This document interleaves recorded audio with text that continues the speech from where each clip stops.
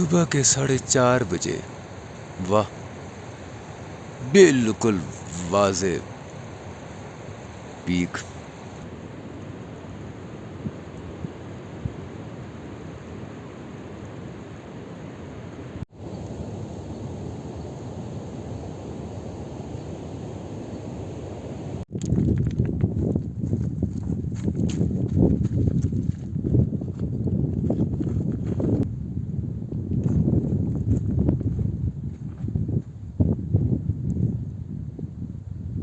अल्हम्दुलिल्लाह रात में खैरोफियत से गुजार चुका हूँ। सुबह के 4:30 बजे। वाह, बिल्कुल वाज़े पीक। इस वक्त मौसम जितना साफ़ और वाज़े है इतना पहले नहीं था। रात इंतहाई वाज़े थी, आसमान सितारों से भरा हुआ था। ऐसे लग रहा था जैसे पूरी की पूरी गैलेक्सीज नज़र आ रही हो। लेकिन चार्जिंग इशू की वजह से और बैटरी चार्जिंग कम होने की वजह से मैंने कोशिश नहीं की कि इस मंजर को रिकॉर्ड करूं।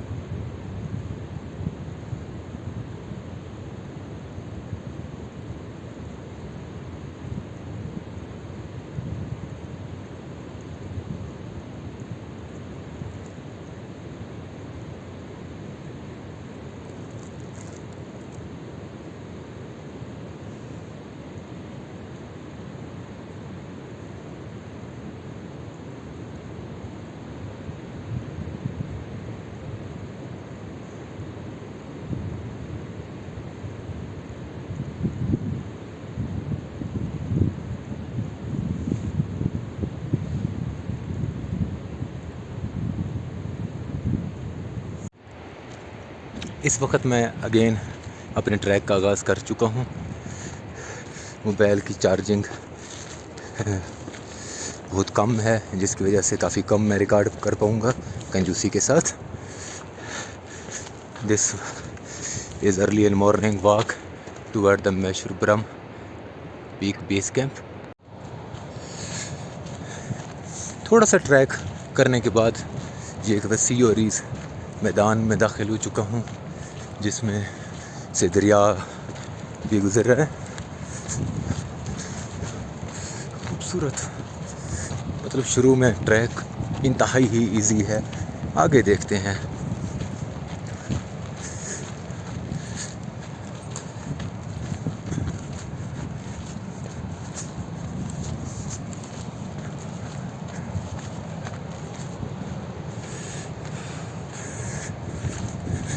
ये एक ना ख़त्म होने वाला मैदान है जिसमें से ट्रैक गुजर रहा है।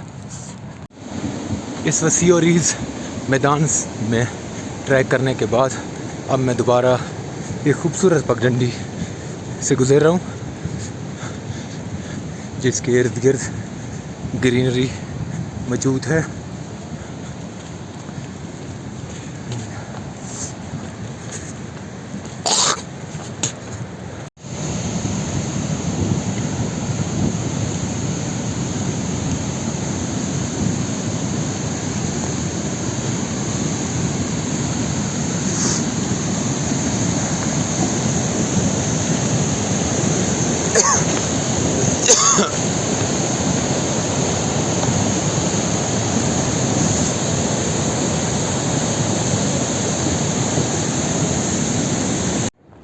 नहीं बयान कर सकता इस सुकून को जिसे मैं महसूस कर रहा हूँ।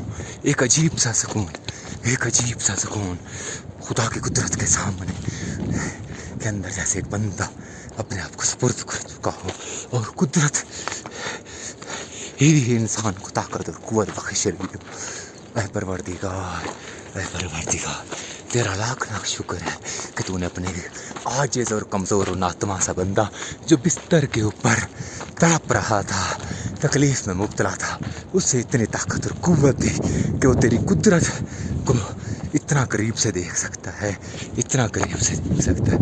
ऐ परवरदिगार, अल्हम्दुलिल्लाह, I am close to the base camp.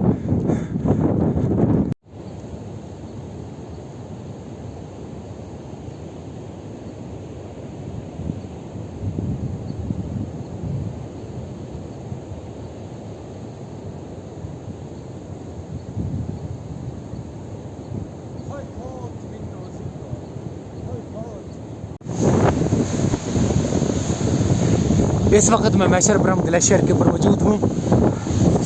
रास्ता उस तरफ से भी हो सकता है, लेकिन मैं यहाँ से जा रहा हूँ और मुझे उम्मीद है कि मैं स्ट्रीम क्रॉस कर जाऊँगा ऊपर ग्लेशियर के कहीं करीब से। इसी तरह एक नुक्ता मेरे जहन में आया है। आए दुनिया वालों, चाहे तुम बुद्ध मत हो, चाहे तुम काफिर हो, चाहे तुम दुनिया के जिस मज़हब से ताल्लुक़ रखते हो, मैंने देखा है तुम इन पहाड़ों के सामने सजदा रेज़ हो जाते हो। मुझे अमेरिका का वो हैरी मैक्स याद है जो ब्रॉड पीक पे सजदा रेज़ था।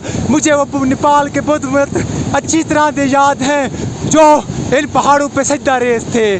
फिर इन पहाड़ों के खालिक को क्यों नहीं तस्लीम करते? आए कोह पहमाओ, जानते हो क्यों खुदा तुम्हें मोहलत देता है कि इन बुलंदबाला पहाड़ों के ऊपर तुम्हारे जैसा एक आजिज़ और कमज़ोर इंसान चढ़ जाए और अपनी अज़मत और का दावा करे?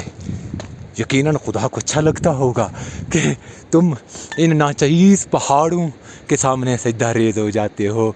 आए आए ना समझ इंसानों, खुदा को अच्छा लगता होगा जब तुम इन पहाड़ों के सामने सजदा रेज़ होते हो। यही वजह है कि खुदा तुम्हें मोहलत देता है, खुदा तुम्हें बार बार मोहलत देता है कि तुम खुदा को पहचानो, तुम खुदा को पहचानो, इन पहाड़ों के खालों को पहचानो। वादी से इन पहाड़ों पर मुश्किल चढ़ने के बाद अब मैं ऐसी जगह पर हूँ जहाँ से फिर मैं हरामोश पीक देख सकता हूँ। सामने यह हरामोश पीक है। आई होप कि मैं ठीक रास्ते पर हूँ और शॉर्ट रास्ते पर हूँ, क्योंकि अगर मैं उस तरफ से जाता या इस तरफ से जाता तो ये एक लंबा रास्ता होता। ग्लेशियर्स पे इस वक्त मैं ग्लेशियर पे मौजूद हूँ और इन ग्लेशियर्स पे हर सू पत्थर मौजूद हैं, रॉक रैपरीज हैं जो कि पाँव रखने से इधर उधर हो रही हैं, जिसकी वजह से मुझे थोड़ा सा मुताद होकर आराम से चलना पड़ रहा है। थोड़ी सी चोट भी लगती है मुझे। कराक्रम क्लब की तरफ से एडवेंचर स्टोरी में विनर होने के बाद मुझे ये बोतल और कुछ और गिफ्ट्स मिले थे जो कि यकीनन इंतहाई अहम है मेरे लिए। ये बोतल मुसलसल मुझे डिस्टर्ब कर रही है क्योंकि ये मेरे हाथ में है। देखते हैं कहाँ तक ये बोतल मैं लेके जाता हूँ और आया फिर इसे वापस भी ले आता हूँ, या एक वक्त आता है कि मुझे ये छोड़नी पड़ जाती है। एक ना ख़त्म होने वाले ग्लेशियर पर मैं मुसलसल मूव कर रहा हूँ।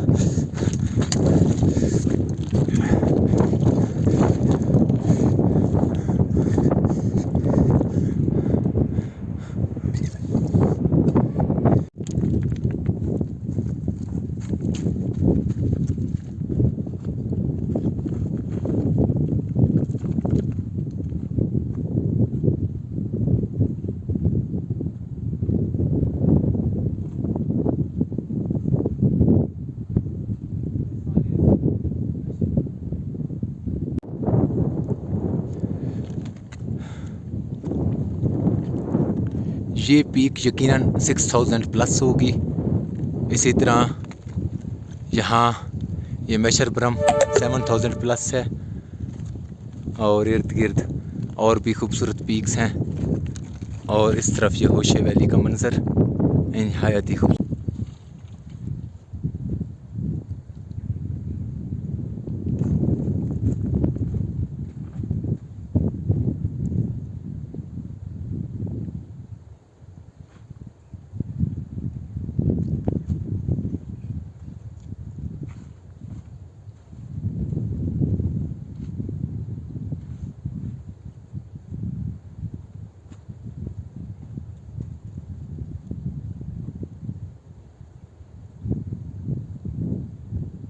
या अली हो या अजीम, या रहीम हो या करीम।